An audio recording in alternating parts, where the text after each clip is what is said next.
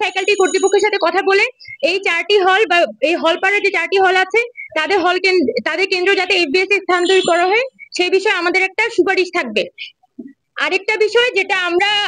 গত 2019 সালেও প্রত্যক্ষ করেছিলাম, সেটা হচ্ছে আমাদের বিশ্ববিদ্যালয়ে যে নির্বাচন কমিশনটি থাকে ডাকসুর সময়, তাদের পক্ষ থেকে বিভিন্ন তথ্যাদি তারা পরিষ্কার করে উপস্থাপন করে না। যার মধ্যে একটি হচ্ছে, আপনার যদি ভোট কেন্দ্রে ভোট দিতে যেতে হয় তাহলে হল কার্ড রিনিউ করতে হবে। গত 19 সালে এই অবস্থায়, গত 2019 সালে আমরা দেখেছিলাম যে এই হল কার্ড রিনিউ করার যে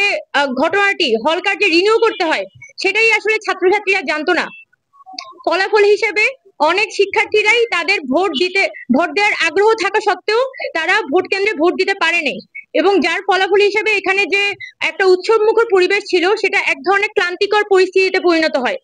সেজন্য আমরা আশা করব যে ঢাকা বিশ্ববিদ্যালয়ে সেই একই হল কার্ড রিনিউর প্রসেসের মধ্য দিয়ে ভোট দেওয়ার ব্যবস্থাটি না রেখে অন্য পদ্ধতি অবলম্বন করা হোক, যার মধ্যে আমাদের ইউনিভার্সিটির যে বিশ্ববিদ্যালয়ের নর্মাল কার্ডটি আছে, যেটা আমরা কোভিড এর সময় থেকে ঢাকা বিশ্ববিদ্যালয়ের পক্ষ থেকে একটি সেন্ট্রাল আইডি কার্ড